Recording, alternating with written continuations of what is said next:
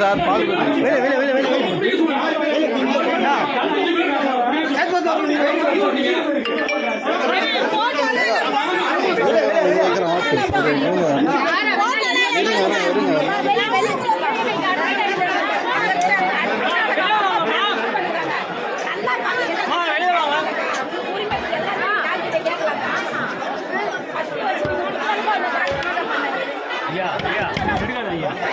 எடுக்காத ஐயா ஐயா வழி விடுமா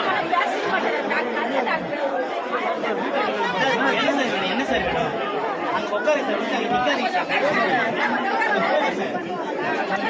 உங்களுக்கு என்ன சார் போயிட்டு தான் வேண்டாம் போயிட்டு தான்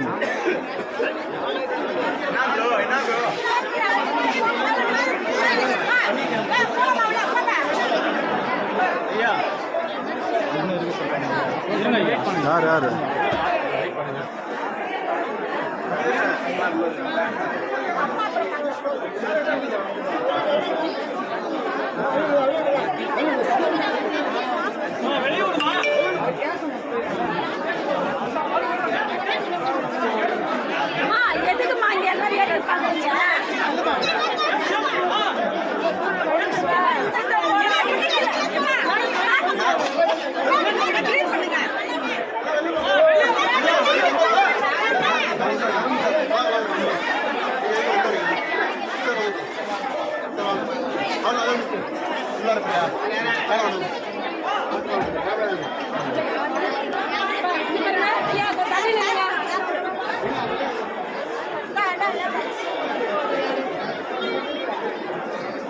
நீங்க ஏமா வரீங்க?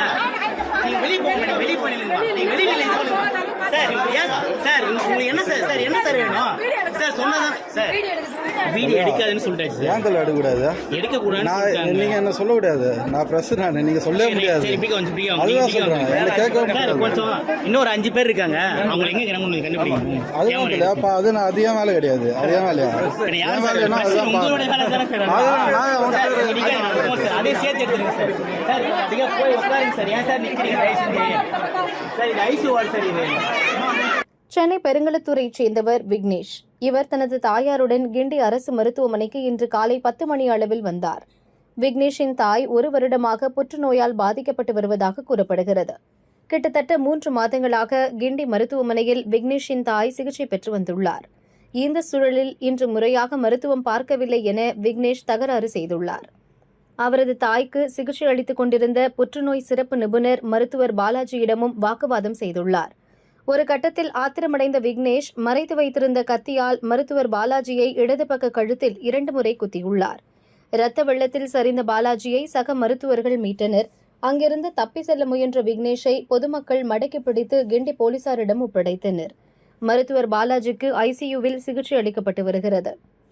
கத்திக்குத்து சம்பவத்தால் மருத்துவமனை வளாகமே பரபரப்பாக காட்சியளித்தது. விக்னேஷிடம் கிண்டி போலீசார் தொடர் விசாரணை நடத்தி வருகின்றனர்.